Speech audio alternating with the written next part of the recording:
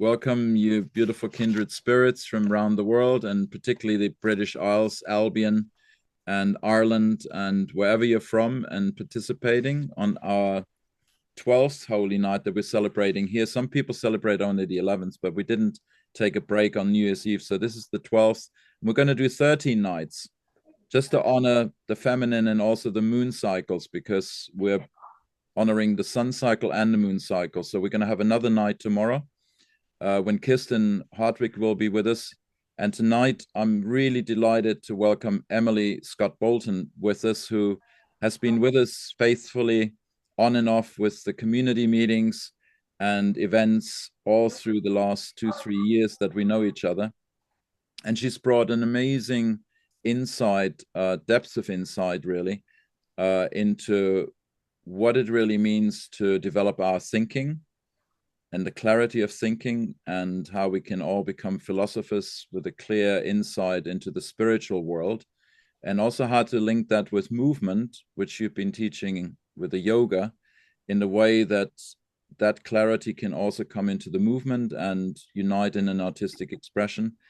And you've been studying with Heinz Grill, who is in South Tyrol, I believe, was it?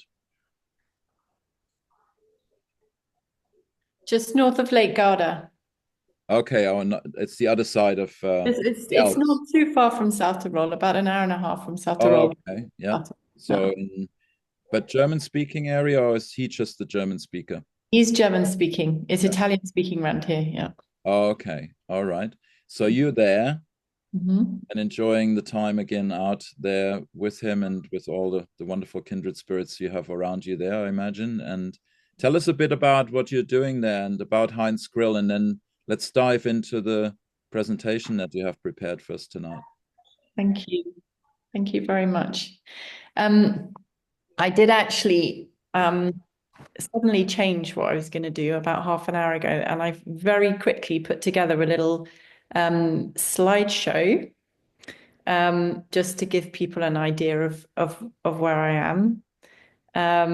So maybe I'll start with that. I also actually, before I started with it, I just wanted to say thank you, big thank you to you, Hans-Günter, how much I've enjoyed dipping into these talks that you've arranged and all the amazing people that you've got together. I haven't managed to catch up on all the videos, but I have with some, and I really just feel very honored actually to be part of this. And really appreciated how you've held the space and how you've given space for people to talk and opened the conversations. And yeah, really grateful to be here and being able to offer something, hopefully, to this space. Can I share my screen? Yes, you should be able to do that Yeah, without any changes to the settings. share. Okay, here we go. Okay, so I'm not the most technically minded, but that looks like. Can you all see? Can you all see that? Yes, yes. Okay, I wanted to make it into a full screen, but I can't Um, see how to do that. on your presentation, you probably have a button for full screen. Is it a PowerPoint? Yeah. Right. Go If you right. if you go back to your PowerPoint, Yeah. then you should be able at the bottom to, there you go. Is it that one? Yep. If you click on there. Amazing. Look at that. Thank you. And then get back to the beginning. Okay. So I've been out here in Italy since the 15th of December with a group of people between sort of 50 and 100 people studying with Heinz Grill in a little village called Lundo, which is just, as I said, just north of Lake Garda. And there's a picture of Heinz for those of you who haven't seen him. And to the right is a little picture of an evening, sort of early, where there were sort of early on in the artist days, and Heinz was sharing a photograph, a painting that somebody had done. So the idea of the artist days is that it's creative and musically, artistically, drawing in the kitchen, people cooking, and also with yoga, obviously, which is my sort of main area of study. And we were studying up also in a place called Naone, which is an old alm, which is an old place where they used to make cheese. And there's a picture of the building. It's up. It's got lovely mountain views. It's very quiet. It's got no mobile phone signal. And this was a photo actually that I took on midwinter. That was the sun at its highest in midwinter.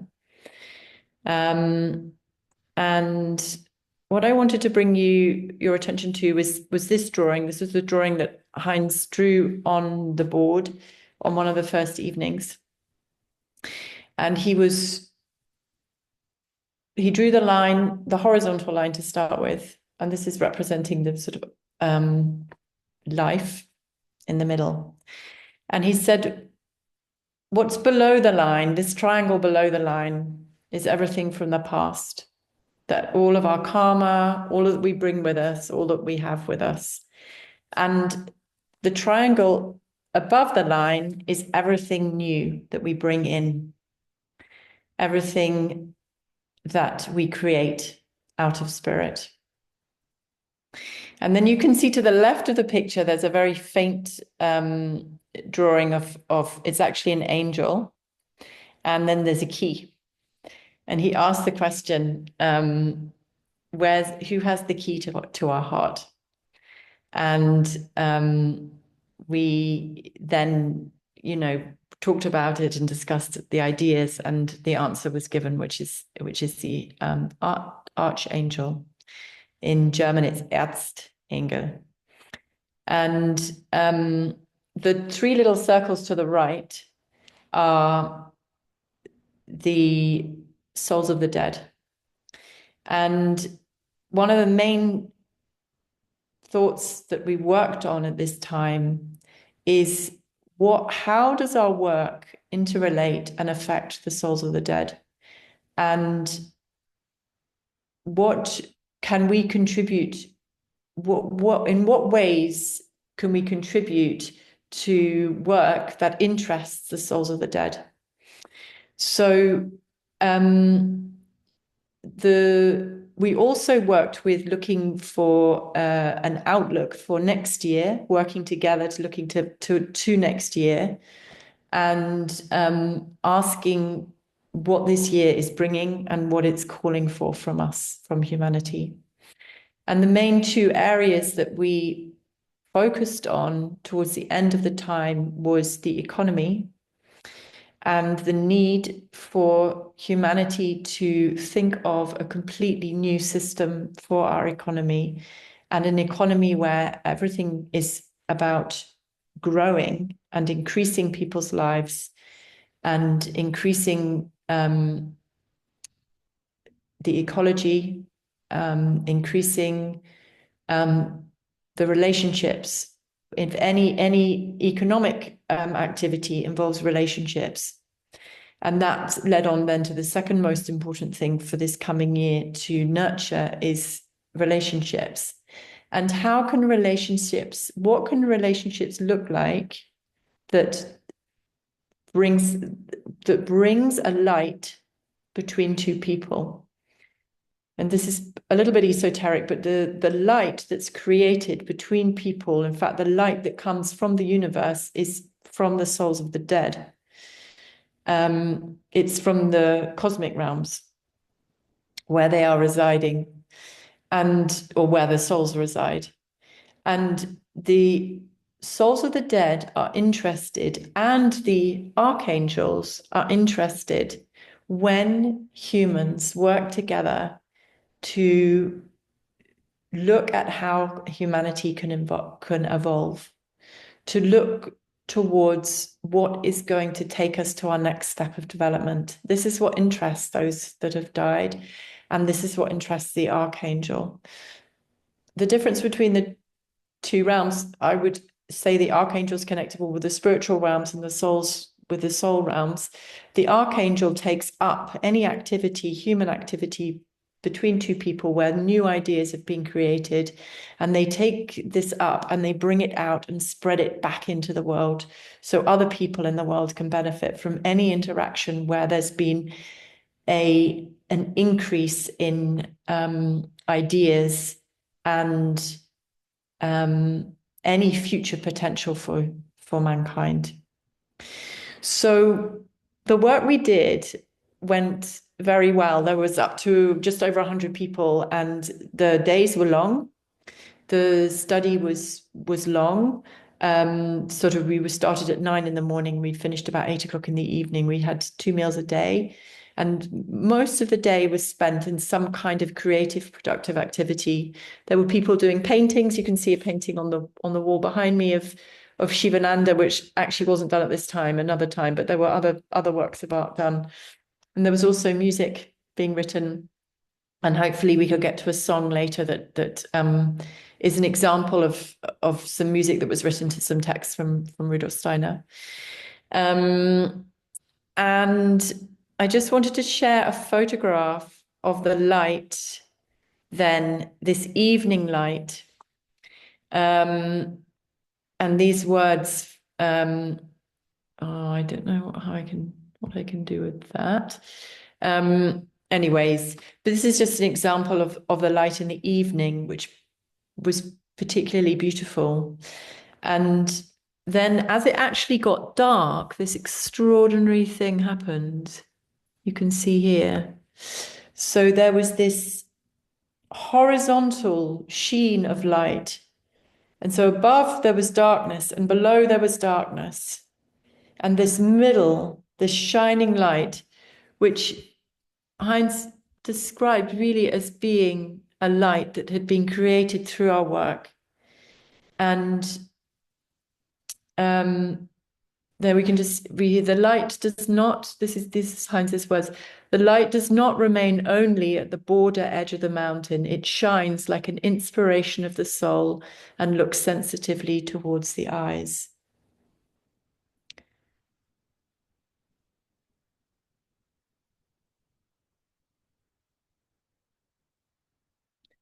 So there was this very beautiful atmosphere that was produced through our work. And it shows what can be possible when people come together. Like I'm sure these evenings actually have been creating these ideas of people coming together, exploring, looking towards new things, interacting with each other, coming together, creating relationships with each other. And yeah, so that's the end of the little slideshow that I did. And I then wanted to come to something practical.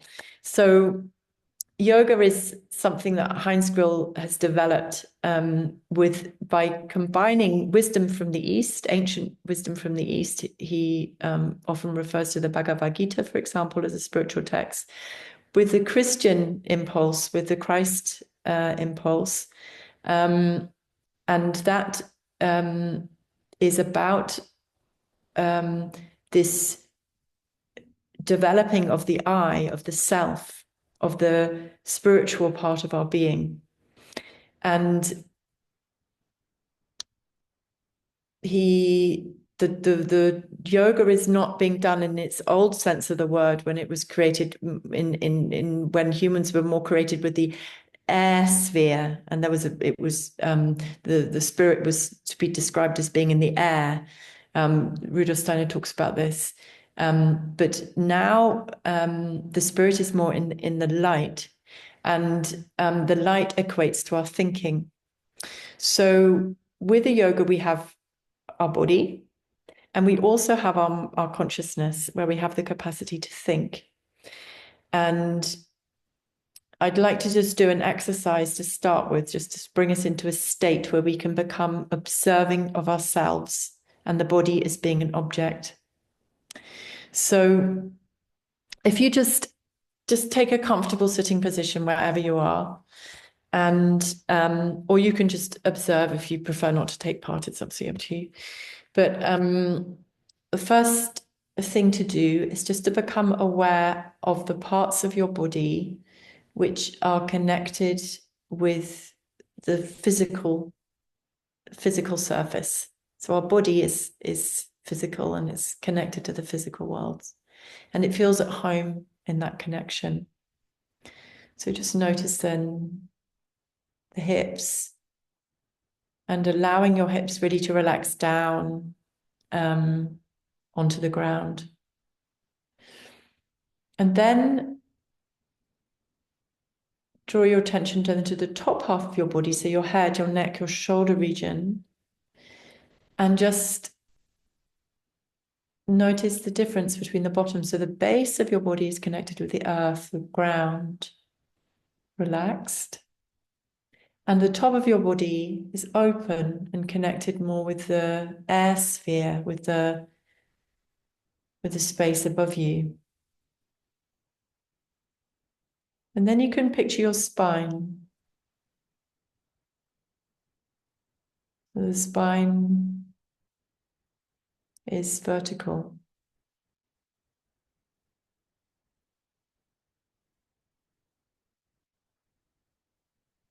Like this connecting body between the two, between the hips and the head.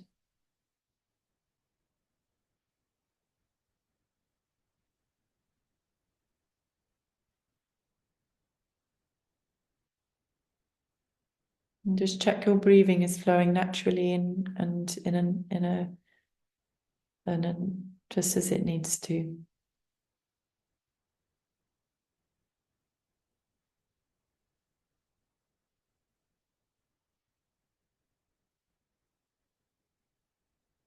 And then you can picture before yourself a circle. And I'd have your eyes open. And you can picture the circle in front of you. And then you can picture your body. So there's two things, there's two objects. There's your body as an object. And there's a circle as an object.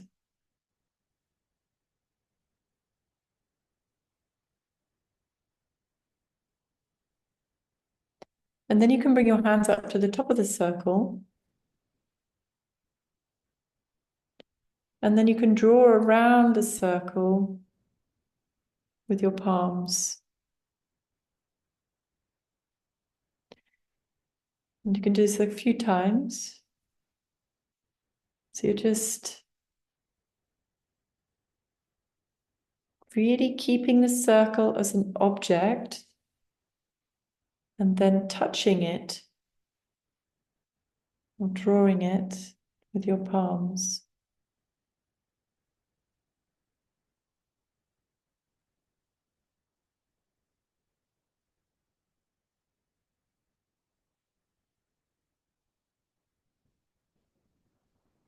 And do one more circle, keeping it as an object,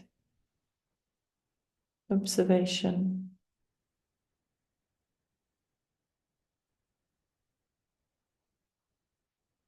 And then coming down. And then you can bring your right hand into your left hand, just have it in the palm, on your knees, palms faced up. And imagine you're holding this circle in your hands.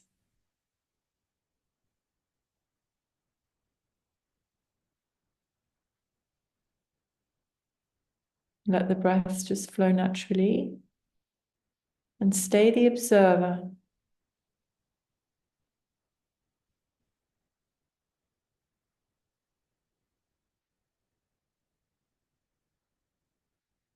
You might be able to notice as an effect that the position has. But that would be a sort of second stage. So there's the observing of the self, observing of the object, and then things come out of that. So I'm going to do a couple of positions in standing. Come to standing if it's easy for you. So this next one is the conscious observation of the spine.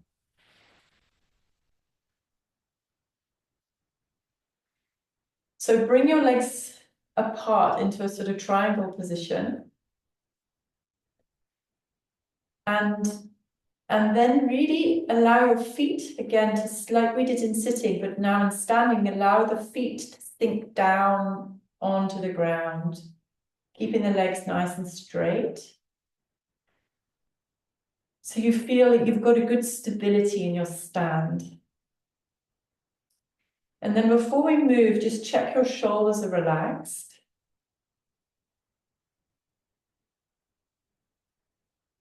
And then bringing the arms apart, keeping the shoulders relaxed, and then bringing your palms together above your head.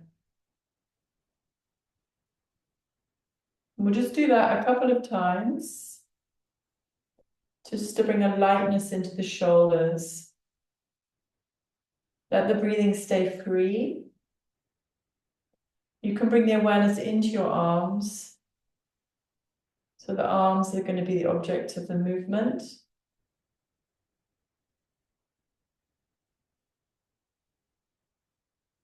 Keeping the shoulders nice and relaxed. If you feel them getting tense, just let them go.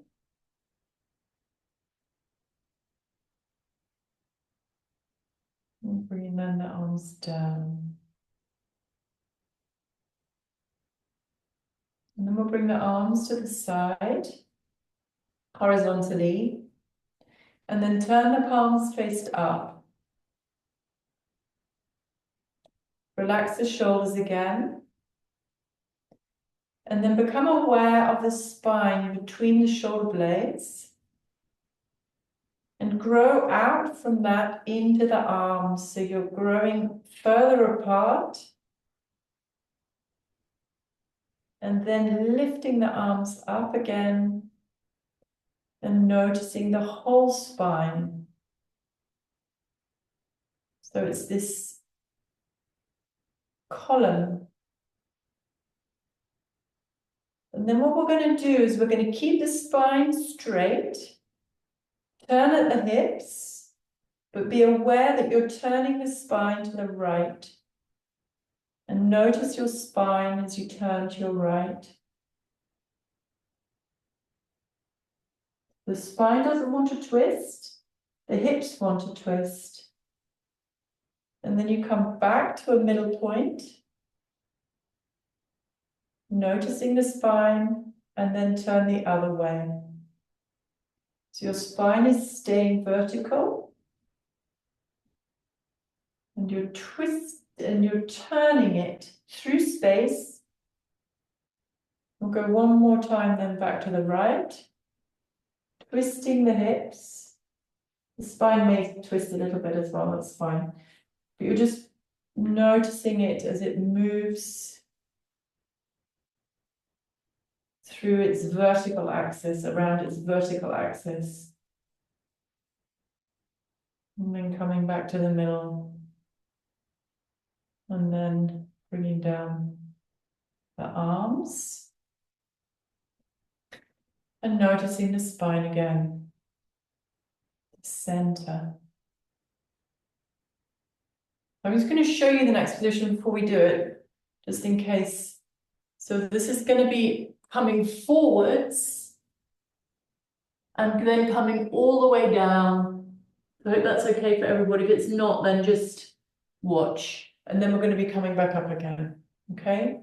So keeping the legs where they are, bringing the arms in a relaxed way above the head. And this time, bend the hips forwards. So again, you're going to keep the spine as straight as possible. It will bend a bit when you come down, that's fine. Noticing it then as it comes down into a movement that comes towards the ground. Keep breathing. We've bent the spine forwards. So it's moved on another axis, and then you lift it up. And notice it upright. And then if you can, just lift up from the hip, from the rib cage, and slowly bend your spine very slightly backwards, but lifting up, not coming into your lumbar spine. Stay lifted up. And then we'll come down again, keeping the spine as straight as possible, bending at the hips.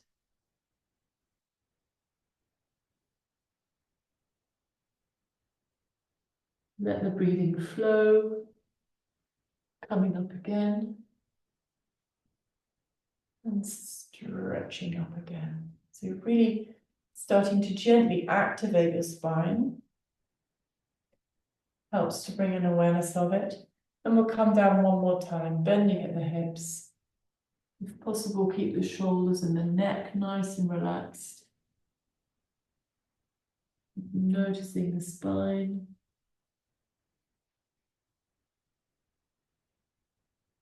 And then coming up. Very nice.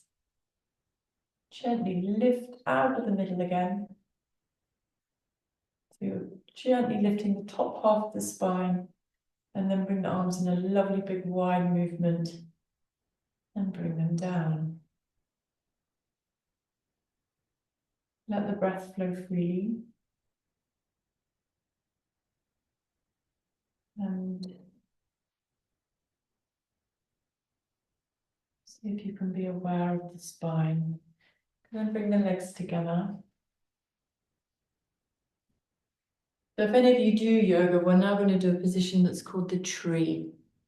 So this involves a bit of balance. I'm just going to show you the legs. So the legs, you can either just keep your both feet on the ground and but you want to come onto one leg. So we'll come onto the left leg to start with and just turn your right leg out to the side.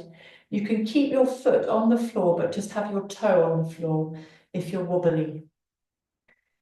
Or if you want to do it to a slightly more advanced position, you can lift your foot up to the top of your leg. You've got an openness in the hips. But if you end up being very, very wobbly, then just bring your foot back down because you don't want to get lost in the wobble. And this is also in standing, however you've got your foot, it doesn't matter. But in standing, you want to have the leg out to the side and then notice yourself in your uprightness, the spine in its uprightness. And then bring the arms out to the side and notice the expanse of the horizontal plane.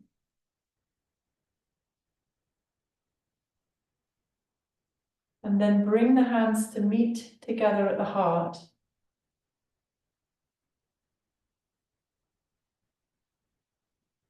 Notice yourself in your uprightness.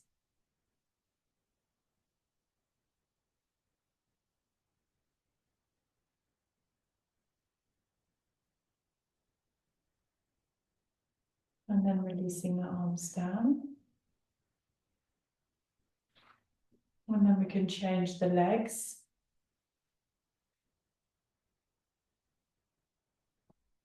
So find whichever leg position is comfortable for you.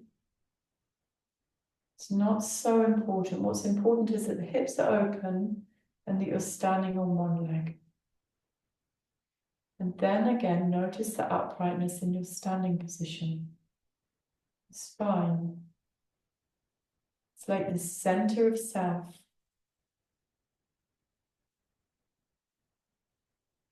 And then bringing the arms into the horizontal and bringing your awareness also into this horizontal plane, this huge expanse of earthly existence.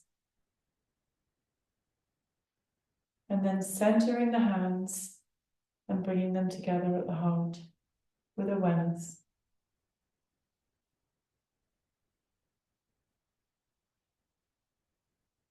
Noticing your uprightness. So in this position, what happens is you always re-find your center. And noticing this is actually what we do in life all the time. Influences come from the outside. We influence the outside.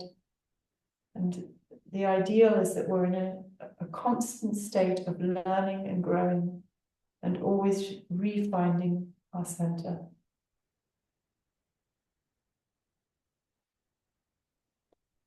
And then we can release the position and bring the arms down. So a final position I wanted to do today is called the tiptoe position. This is a little bit more advanced. I'm just going to show you sideways first, so you've got an idea of what we're doing. You'll see better that way. So we're going to start with our arms open, and then when we come down, we're going to bring our hands down to the heart, and we bring our body down onto our tiptoes. Now the legs want to be horizontal, and the spine again vertical. Could you see that enough? Yeah, okay. So we'll do it 3 times. Starting with the feet nicely together. We've got a good, stable standing position. And then from the heart, open up the arms in a nice big V shape. And bring your awareness into the room. This airspace that we're surrounded by. And as you come down, you're gathering from the expanse of the airspace to your heart. But keep an awareness of the airspace. Very nice. Legs horizontal, spine vertical.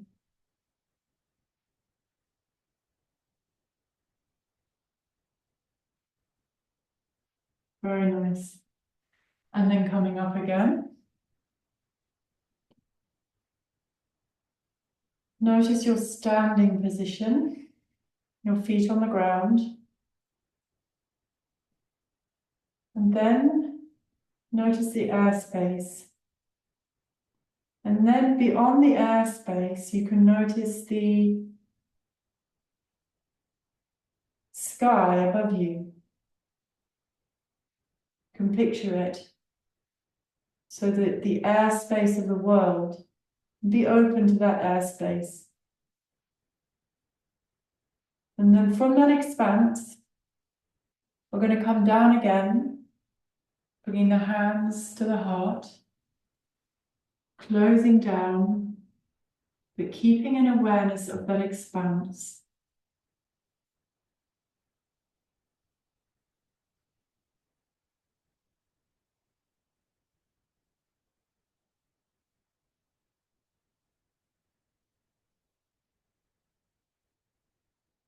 Very nice. And then coming up one more time. And then, with your imagination, keeping the feet firmly placed on the earth, you can notice the room, the air, and then beyond that, the entire cosmos. I'm not being emotional. This is a picture with your mind. So picturing, in reality, the stars, all the planets, the sun, that huge expanse to which we're connected. And then coming from that huge expanse all the way down and bringing the hands again to meet at the heart.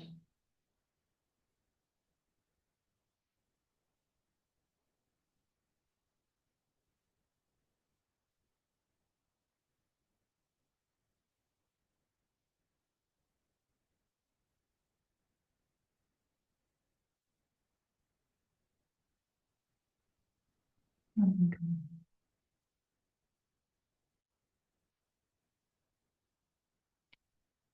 then bring the hands down. Just staying and standing for a moment. And again, bringing the awareness to the spine.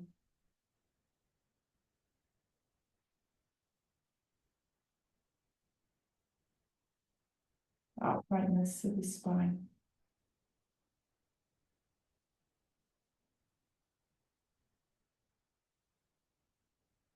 Maybe also noticing the breath.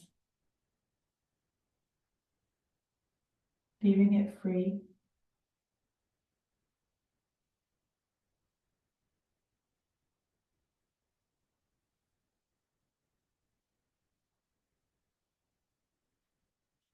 Okay.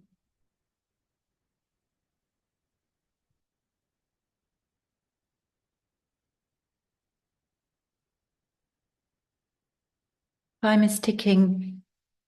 I just wanted to do a little meditation then. So if you come to a comfortable sitting position, however you like to sit. And there's a sentence which I'll put in the chat. Everybody can see it.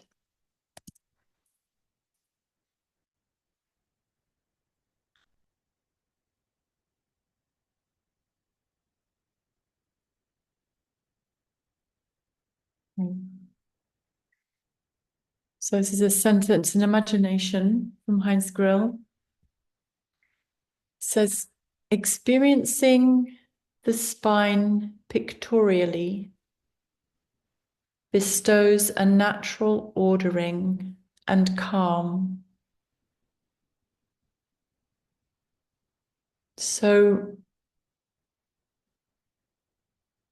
the practice that we do here is very much like Hans-Günter said at the beginning, it's training our capacity to observe and training the capacity to hold thoughts. And the idea is that out of a thought, and particularly out of a spiritual thought or a thought that's connected with a higher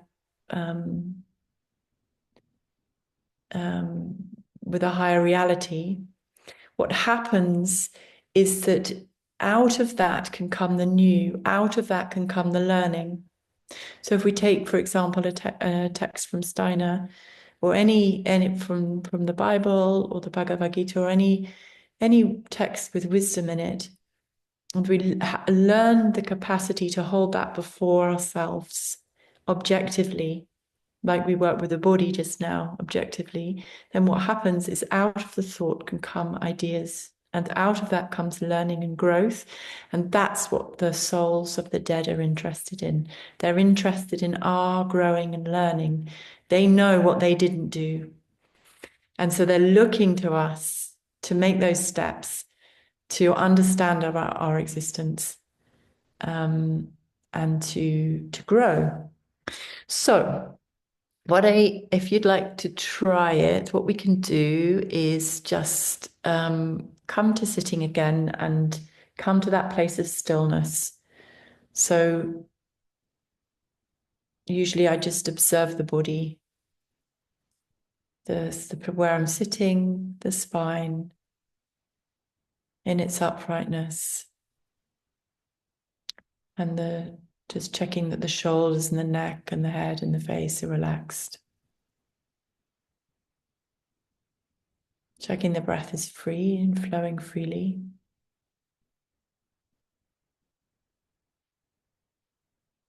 And sometimes it just takes a bit of time to separate from the busyness or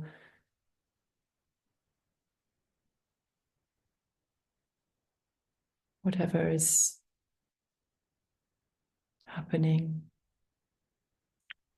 And then, out of the place of stillness, We can take the sentence as something also objective. So we can picture our spine, maybe as we're sitting or in one of the exercises, whichever you want. Just have a picture of that, of the spine.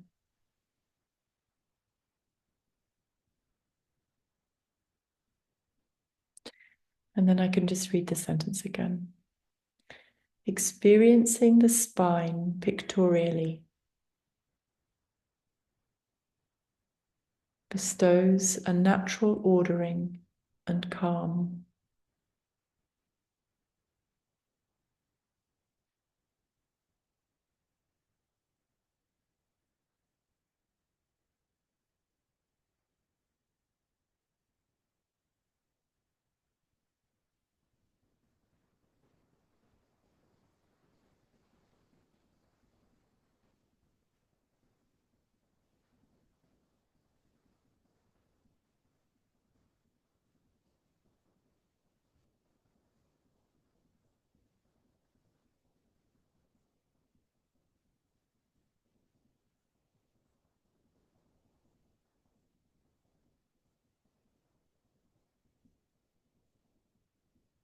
And we can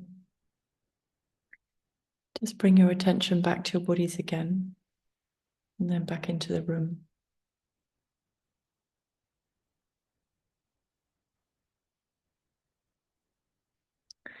Hans-Günter, it's 10 to 9. Is there time for me to share the song as well?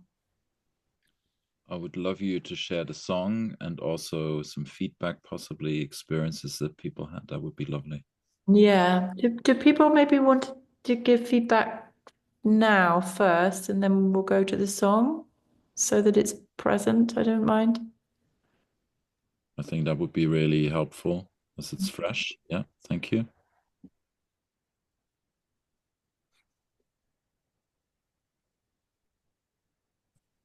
I have a question.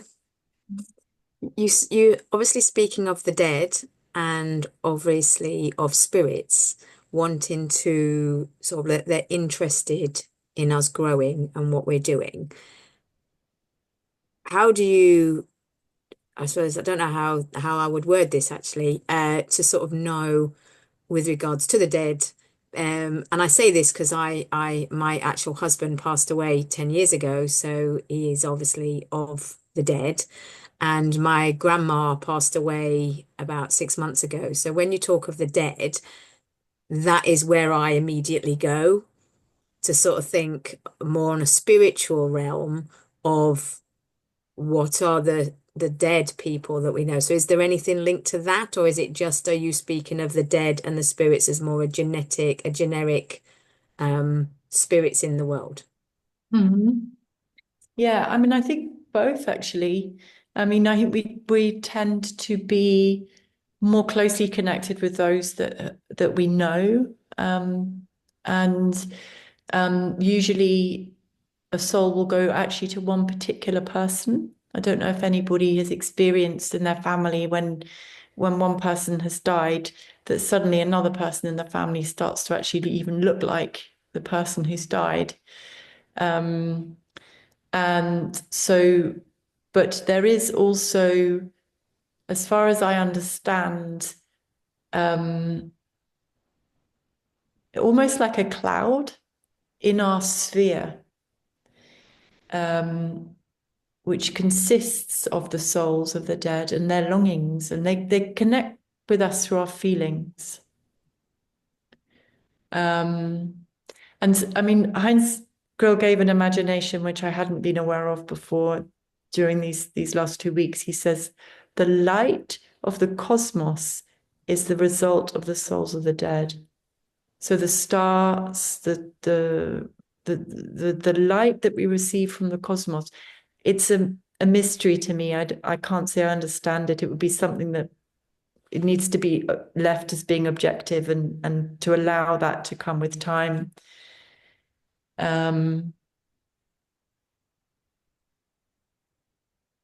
Yeah. yeah, I think I hope I've answered you enough. Thank you. Could And I that add, was good. I enjoyed that. could I add something to it? Just to say that as soon as we went into that imagination, I felt certain people that have passed away either recently or my parents really close and very emotive in my soul, in my feeling body. So really want to thank you for opening that space for me.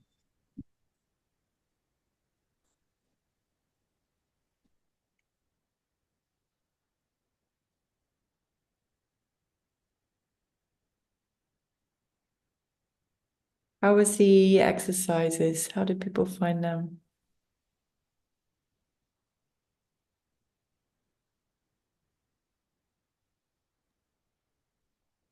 I liked that.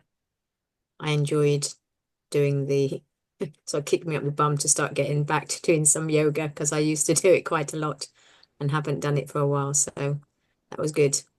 Thank you. And you were a great example of what it's supposed to be. Mhm.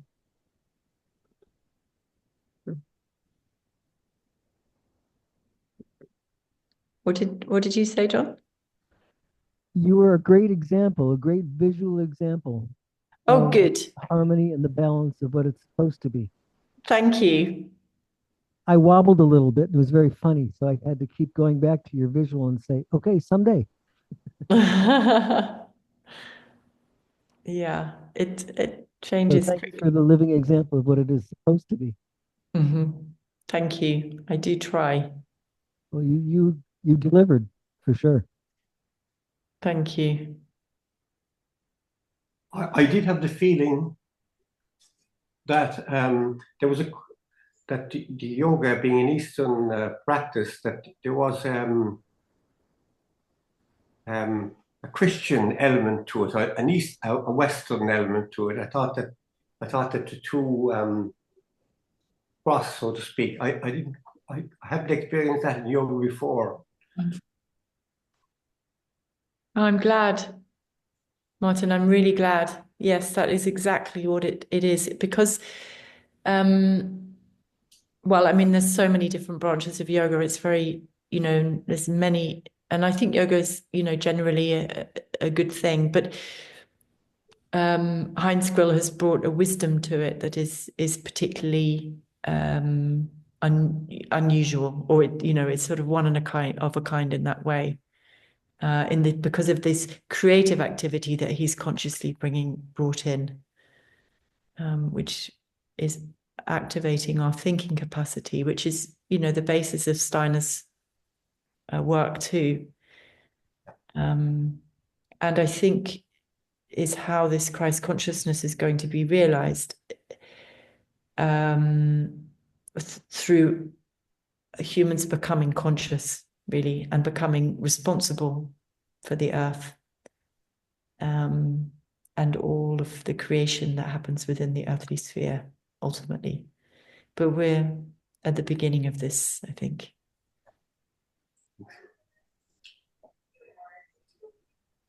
I'd like to add my experience of that also again here in terms of the imagination you gave. It was very pertinent that the focus on the upright spine, the straight spine, because when you go to yoga, if I even remember the yogic positions that I practiced, they often refer to animal positions. And I think that liberation of the head being free on a straight, upright spine is bringing the Christ consciousness, because it transcends the yogic consciousness, that it's a primal consciousness to me, former consciousness, which is still practiced without that consciousness of the uprightness of the I am. Yeah, as I understand it, then Rudolf Steiner has written a fantastic lecture that he did called the New Yoga Will, or the New Will in Yoga, and he describes the path of man through time, and he talks about yoga in great detail there, and it really was developed originally at a time where humanity was in a completely different conscious state, and also, like I said at the beginning, it's when you could connect with spirit through the air, which is why it's so focused on the breathing. It was man realized the separation that it was having between spirit. It was still at a time where it was still could remember that time when man was at one with spirit. And so it was this seeking to return to being one with spirit through all these breathing techniques and asceticism. And it was a lot of actually sitting. It wasn't very many yoga physical positions at that time. But yes, but we are in a completely different state now, and a different responsibility is on mankind, as far as I understand, and a different activities required of us. And maybe that can lead us nicely to the song. So this is a song written. I'm going to share the words into the chat again. So there is both the English and the German here. So the song's in German, it's in the original text. So I'll just read it quickly. Okay, so the German is: Dem Stoff sich verschreiben heißt Seelen zerreiben. Im Geiste sich finden heißt Menschen verbinden. In Menschen sich schauen heißt Welten erbauen. So it's an English translation. To bind oneself to matter means to grind the soul to dust. To find oneself in spirit means to unite human beings. To behold oneself in man means to build worlds.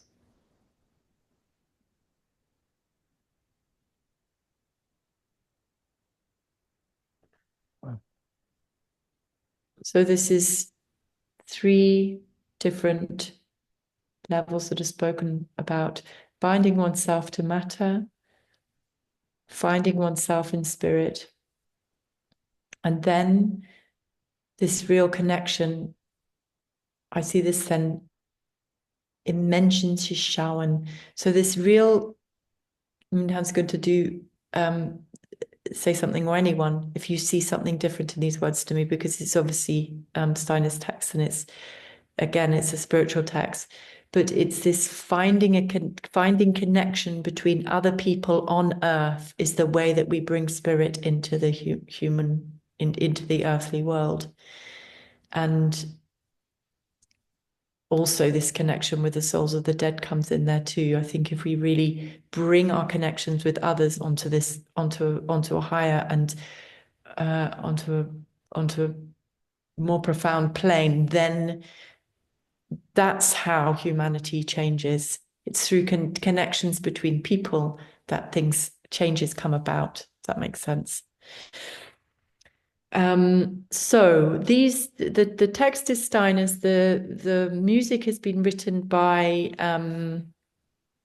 Stefan Wunderlich, who's a student of Heinz's, and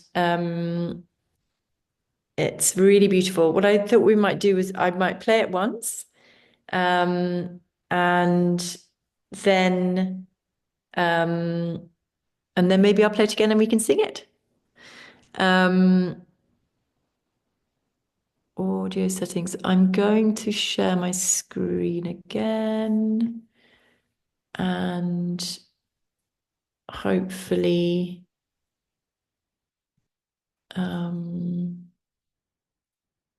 you can see this then as well. Can you hear? Dem Stoff sich verschreiben heißt Seelen zerreiben. Im Ganzen sich finden heißt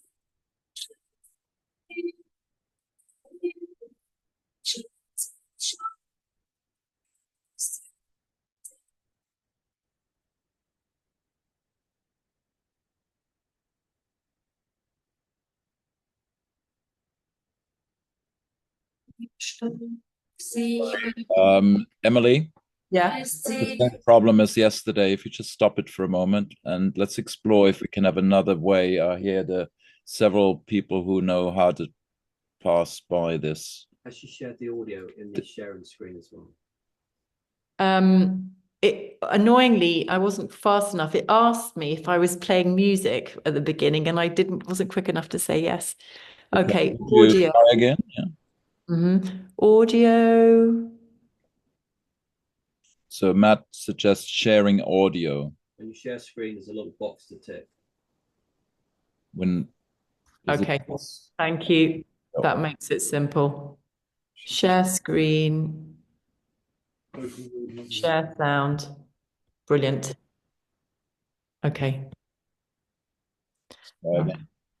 Find my way back to the video.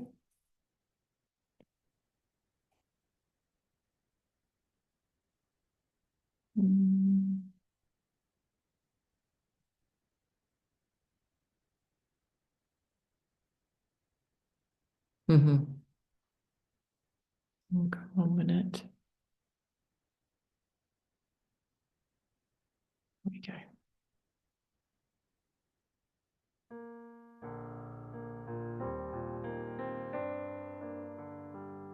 Oh no.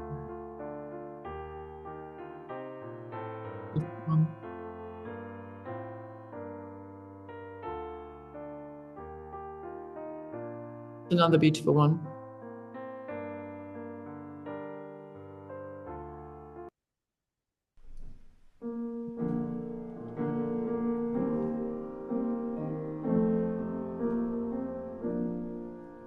Dem Stoff sich verschreiben heißt Seelen zerreiben, im Geiste sich finden heißt Menschen verbinden, im Menschen sich schauen heißt Welten erbauen.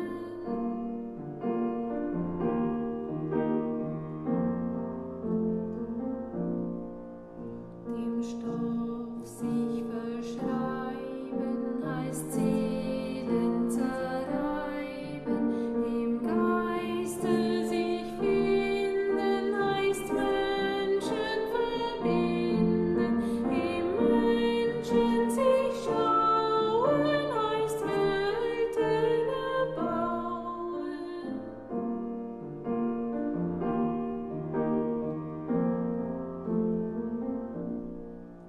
Dem Stoff sich verschreiben heißt Seelen zerreiben, im Geiste sich finden heißt Menschen verbinden, im Menschen sich schauen heißt Welten erbauen.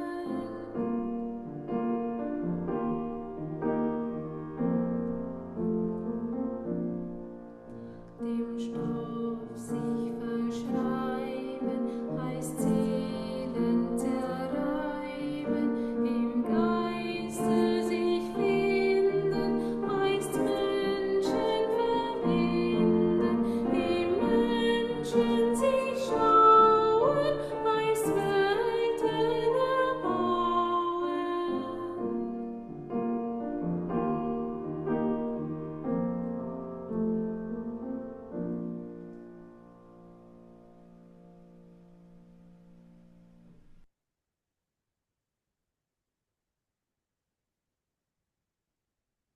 Okay, it's beautiful now. So I thought if people just for a moment before we sing, just the way, I wanted just to bring in one more thing from the learning that I've done here, something I've learned here, is to be creative when singing. We need to bring in our capacity of thinking. So just to have one thought to hold us through the singing, and that would be, well, anybody can take whichever one they like from the text, but just in case, just for some guidance, what I'm going to take is that when connecting with others, if spirit is brought into that connection, it creates a light in the world. So this light actually comes from the souls of the dead. They're interested in this growth. So this connection between others, bringing in this light, and just to have that thought when singing will bring in a new element to the words.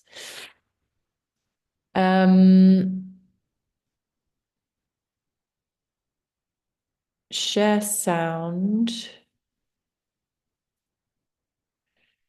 What I wanted to do, I'm going to try, I'll do it again. I'll just have to I'll share the screen again and then play it again, and hopefully that will work.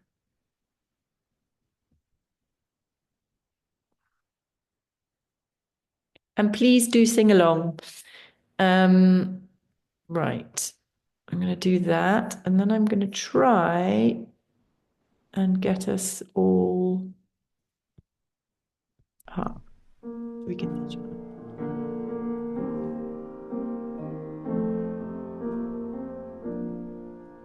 Dem Stoff sich verschreiben heißt Seelen zerreiben, im Geiste sich finden heißt Menschen verbinden, im Menschen sich schauen heißt Welten erbauen.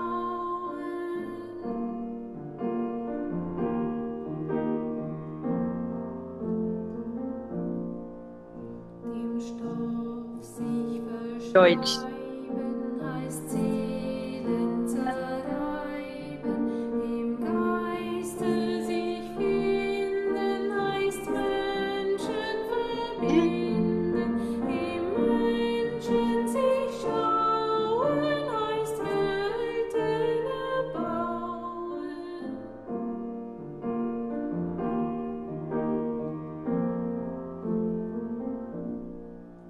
Dem Stoff sich verschreiben heißt Seelen zerreiben, im Geiste sich finden heißt Menschen verbinden, im Menschen sich schauen heißt Welten erbauen.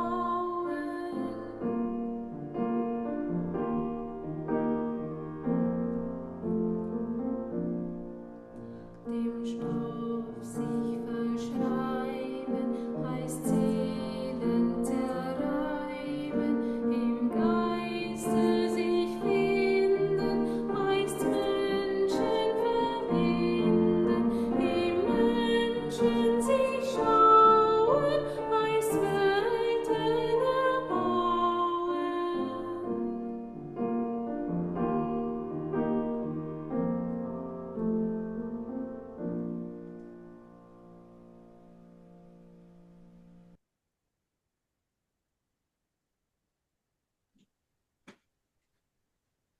Thank you, beautiful.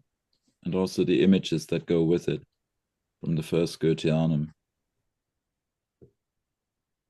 They're really beautiful, aren't they? Yeah. Yeah, and the Menschenbild auch. The picture of man that Steiner, do you know the story of that? Of the statue? Say, tell us. So Steiner he worked on the statue during the building of the first Gothianum. And I'm sure you all know that it was the day the Gothianum was finished that it burnt down. It burnt down the day it finished. And it burnt to the ground. But in the middle of the ashes, the statue was standing unburnt.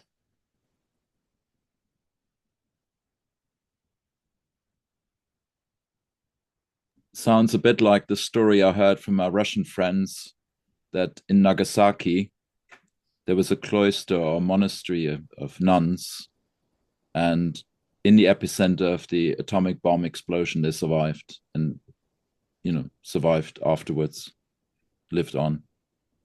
Wow. Mm-hmm.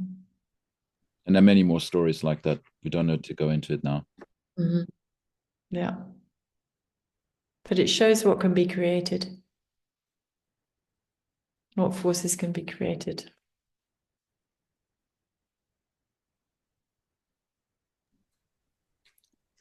Any last questions or comments before we go to our last reading and contemplations of Steiner to Dr. Hahn?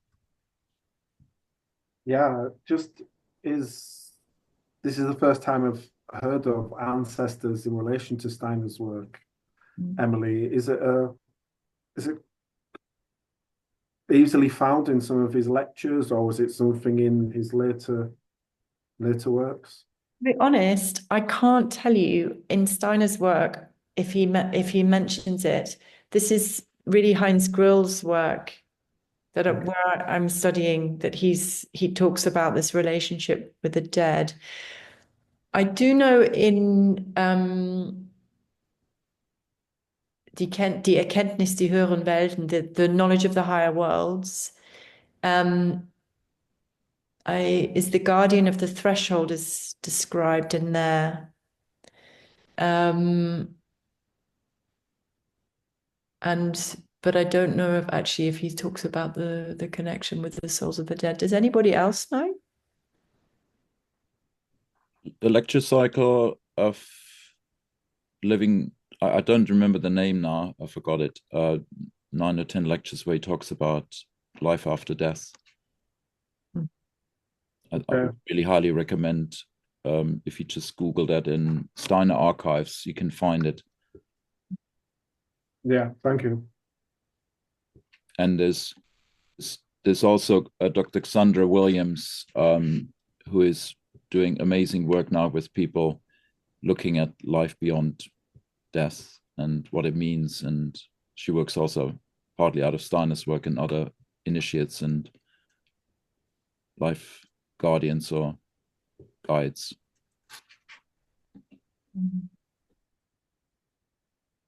Thanks. Matt's just having a quick look. He does mention souls of the dead. I can probably put a link because it says it's quite a lot. It actually mentions the line, the souls of the dead. Okay, so links between the living and the dead. Title, Earthly Death and Cosmic Life is something to look at. The presence of the dead on the spiritual path. Would you put it in the chat for us? And then I can post that again for everybody to go back to and revise. Yeah, because it seems to be quite an important thing with like another group that I'm working with the role of the ancestors and ancestor worship, and especially in these times with what's occurring.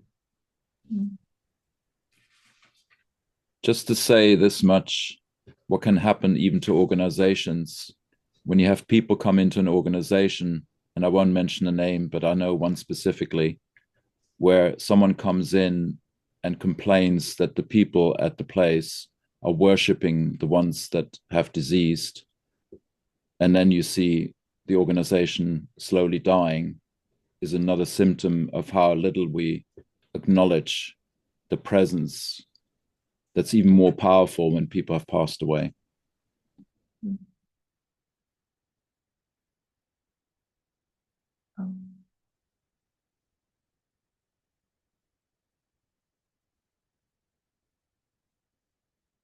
I can feel a few around me right now that have come to listen to our conversation.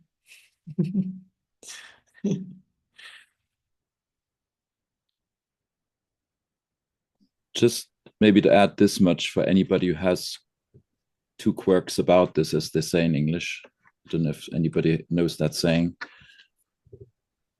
Steiner says very clearly that if you imagine the ones that you loved and loved you, and even others that you might not even have a connection, and you talk with them, or don't even talk with words, but feel, communicating with your feeling with them, they will experience you. They can't understand cold, intellectual, conceptual, informatic language. Mm-hmm. They want your passion, your compassion, your feelings of truth that come from your heart. And they will respond to that in as much as they can, because they're here to help us. Mm-hmm.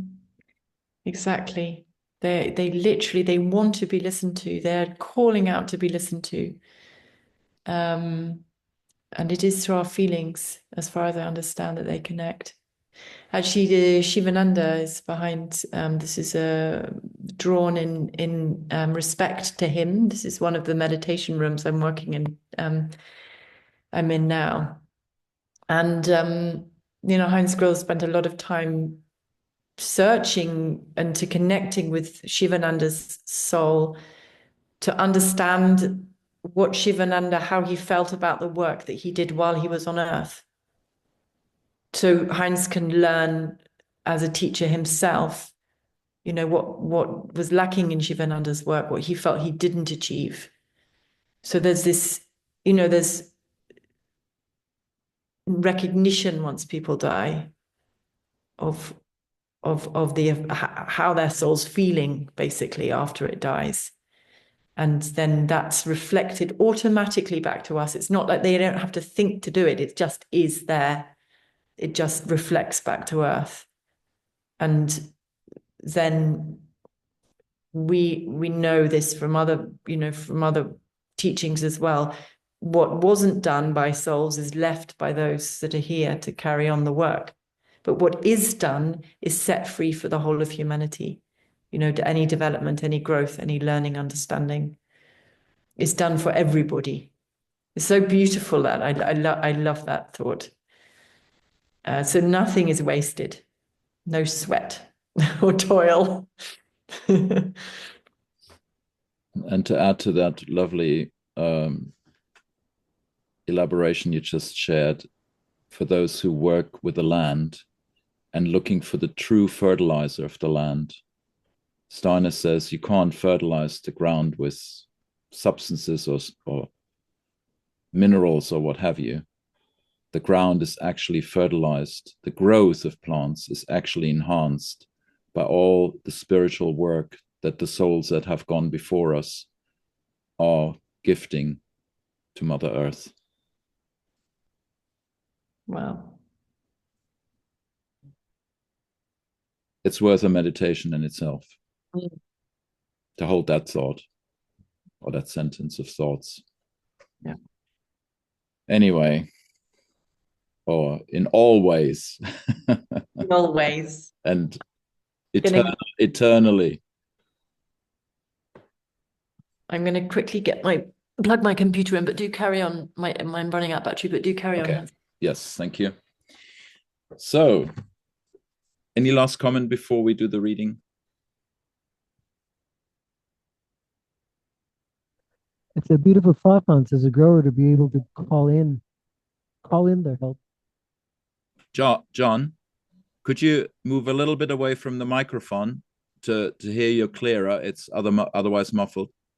Yes, it's such a beautiful thought that as a grower, we can actually call in that help. Try again. It's a beautiful thought as a grower to know that we can actually call in. We have the capacity to call in that help and request it. So if you didn't hear John, as a grower, it's good to know that we can call in that help and support. Thank you, John. Well, thank you for the idea. So let's move this on to the next level, to our last reading and sharing of Steiner's words to Dr. Hahn. Oh, where is it now? There. No. Well, there's something came to me, Jamie, please. as well, just while Hans-Günter's looking. Steiner also recommended, I think, when souls die, reading the Gospels to them. There's a way of reading to the dead that was recommended by Steiner. I don't know if you've heard about that. Mhm. Yeah, thanks. Okay. Would that, what you've just mentioned, be in the archives that has just been shared with the link Matt shared, do you think? Yeah. Emily? I don't know, but I could probably find it. Please, Yeah. please. And then I'll send it to Hans-Günter. thank Thank you. If you look on that link, Hang on, I'm not on. Let me just turn on the. Where is it? it's okay, Hanson. Oh, I am on. Yeah, you can say it now. If you look at Rudolph's, the rsarchive.org, and you just search for Speaking to the Dead, there'll be enormous amounts of references on there. It's a beautiful resource. But you have to search and do the work to search, you know, the passages that will come up. So that's the place I would first look. Yeah, there is GA 1182 by Rudolf Steiner. The dead are with us. I read it a long time ago. I think there's a whole series of lectures on it, on that alone. The dead are with us. GA 182. If you Google that, it's a good starting point. Would you share the title again? Yeah, the dead are with us. Ah. GA 182. And it's all in the chat for you also to revise if you don't hear it or write it down now. Okay, thank you so much for sharing that. There's so much wisdom to be learned from all these elaborations. And of course, there are other wonderful people who have been talking about this in the past, which was Edgar Casey also, and Alice Bailey, and many others out of the Theosophical movement that you can go to. But there's so much. I mean, you have to start somewhere. Just get started. Make a choice and get started. That's the main thing. Don't wait to make a decision. Just take one book or take one reading and go with it. So I'm going to read with you now. First, the soul calendar for this week. And when I am in spirit depths, then in my soul's deep grounds, out of the heart's own worlds of love, the vain delusions of my separate self are filled with fiery force of cosmic word.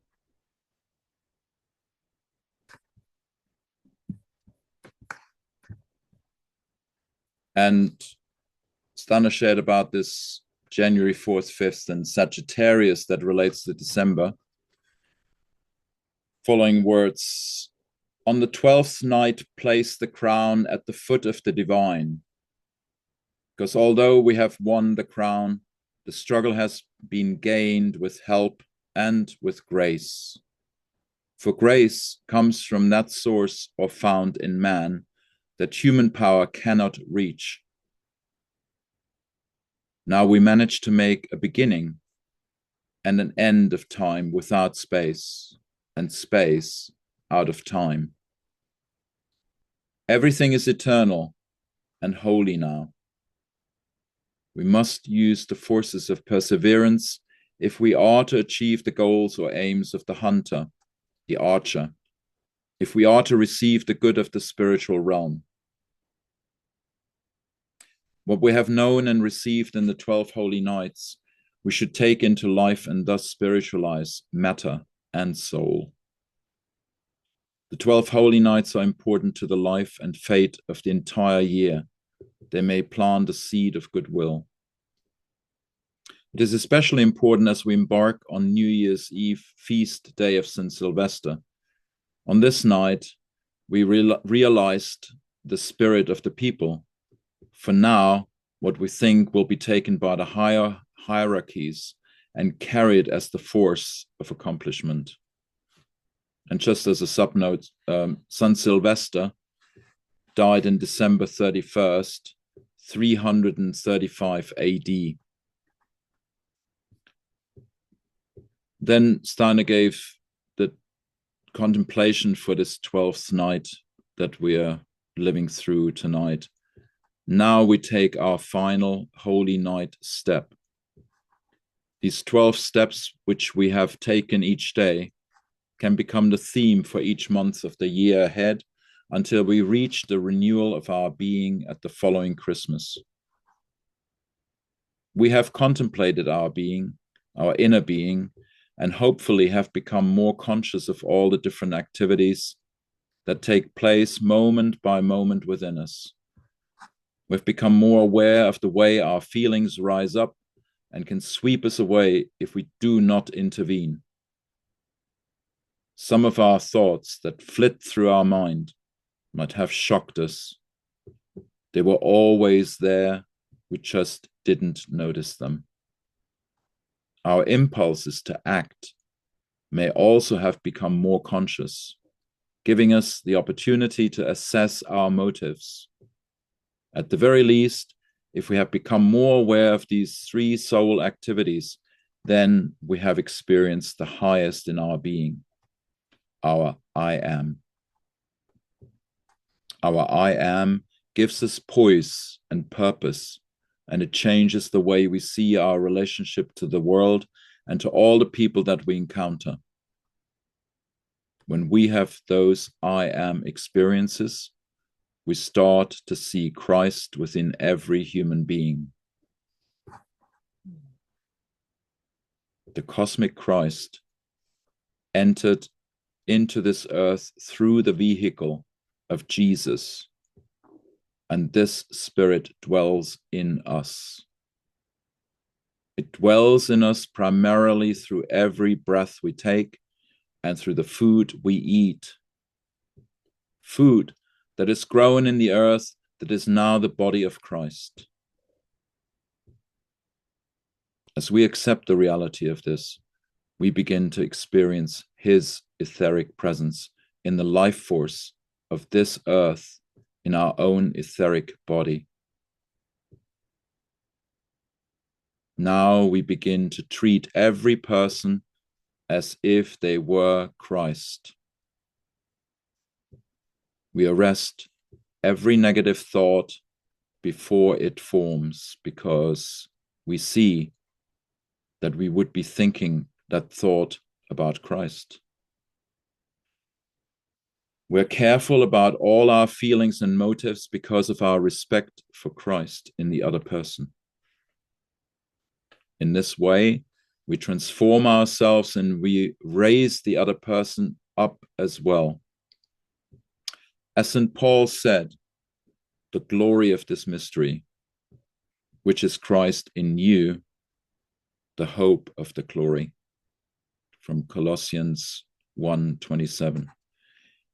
If we did nothing else but contemplate this mystery each day through the year ahead, we will change the world.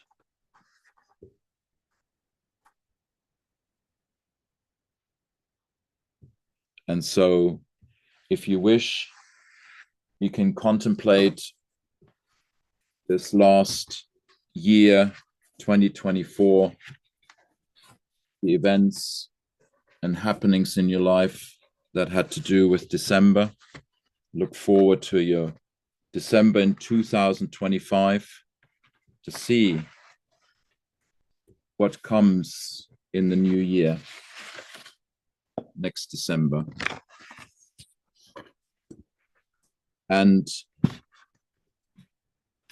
if we think of the virtue of this month, then you can say control of speech and thought transforms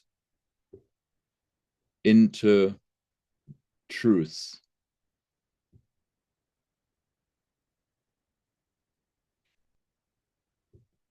Sign of Sagittarius. Thank you so much for being here all these days and nights. And one more night and day ahead, and then preparing with that to bless the land. And also, if you wish, with what we did this year, we made a Three Kings preparation with frankincense oil and with myrrh oil and with real gold. And we potentized and dynamized it for most of the eve of the old year, the old New Year's Eve, the old year's last eve. And we're going to make more to share, because we feel it's not just for the earth, it's also for ourselves to bless us and protect us. So instead of using the traditional way of using the resin and the potentized D2 version of gold, we went straight to gold and to using the essential oils that were given to Jesus. So bless you all, and I see you tomorrow, and we see each other all, and more that are hidden in the background here. There's so many people here today. I don't know if you can, oops, I'm all cabled up, I can't move it's dark in the room. Anyway, bless you all, have a good night, and enjoy the 12th day of Christmas and our final celebration on Three Kings Day. Thank you. Bye-bye. Bye-bye. Thank you, Emily. And good night. Thank you again so much, Emily, Thank you. for coming to us from so far away into everybody's home. I mean, blessed is the internet. Let's thank also Ariman.